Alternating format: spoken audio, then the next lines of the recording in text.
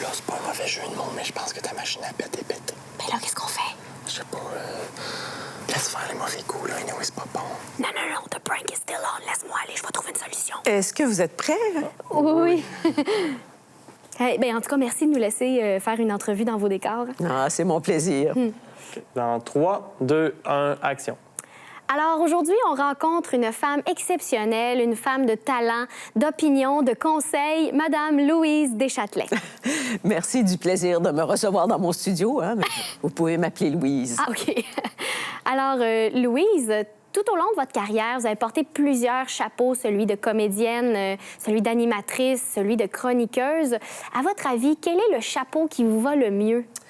Oh, je peux pas dire qu'il y en a un en particulier qui me va mieux que les autres. Je pense que... Est-ce que ce sont des petites flatulences que j'entends là? Non.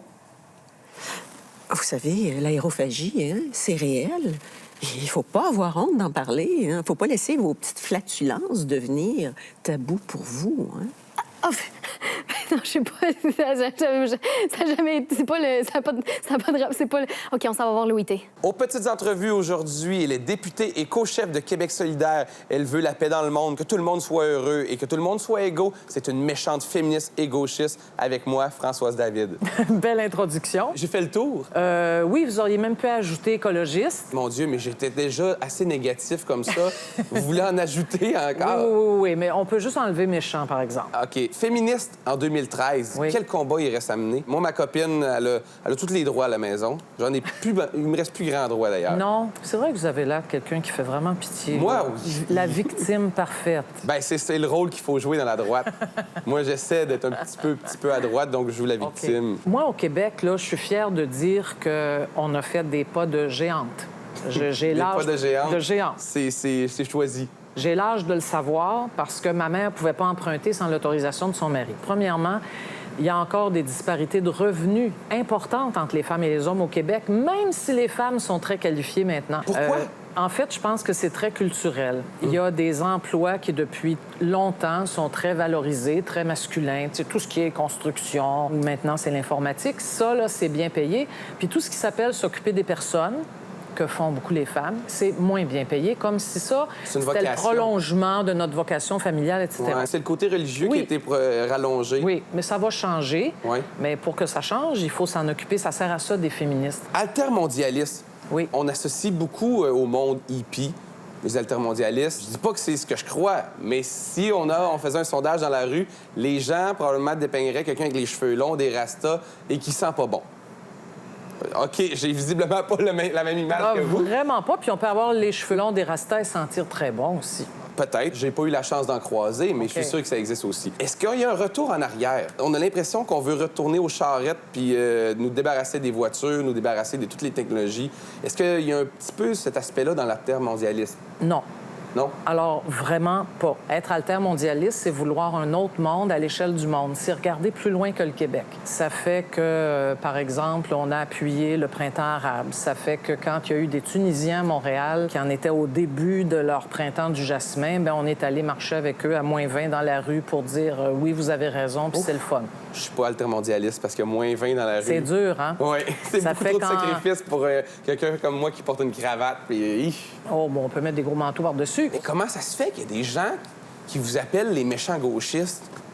Parce que vous êtes visiblement des bonnes personnes, là. On est des très bonnes personnes, mais on se confronte à des gros intérêts puissants. Fait que c'est sûr qu'ils nous feront pas de cadeaux. Ils vont essayer de nous dépeindre sous le jour le plus noir possible. Puis la première chose qu'ils vont dire, c'est que ce qu'on propose est impossible. Alors que souvent, on s'inspire de d'autres pays dans les propositions qu'on fait. Puis des fois, on dit des choses, comme il y a quelques années, on parlait de nationaliser l'éolien.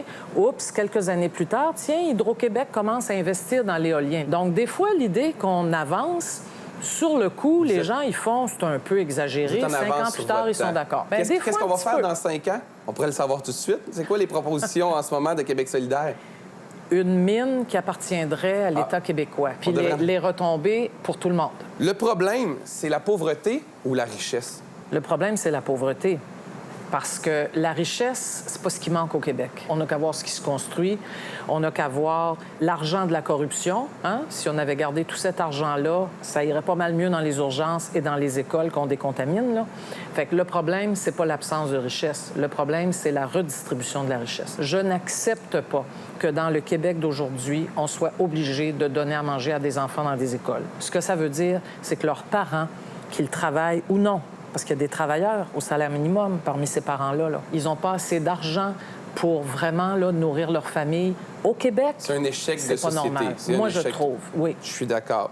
Je suis de plus en plus à gauche. Vous me Ça va convainquez. bien, là. On a Mais combien si. de temps encore? On n'a clairement pas assez de temps pour que je devienne à gauche. Bon. Mais malheureusement... Vous me réinviterez. Le problème de la gauche, Oui. c'est quoi? La gauche a-t-elle un problème? Parce que je trouve que la droite en a beaucoup aussi des Aussi, problèmes. non, ça, c'est indéniable. Hein, mais quand j'ai quelqu'un de droite, je lui demande OK.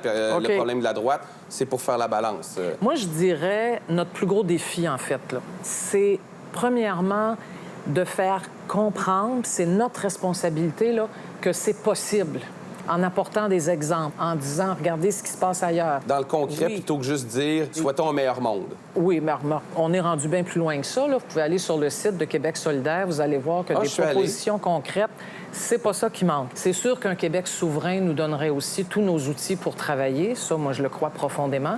Et puis, un Québec souverain, c'est un Québec qui a un siège aux Nations unies. C'est un Québec qui est partout sur la scène mondiale, qui peut signer lui-même des ententes commerciales, donc plus juste, plus éthique aussi, qui respecte les droits des travailleurs ici, mais ailleurs dans le monde. C'est ça, le Québec de mes rêves, moi. C'est inspirant. Merci d'avoir été avec nous aujourd'hui. Merci. Merci.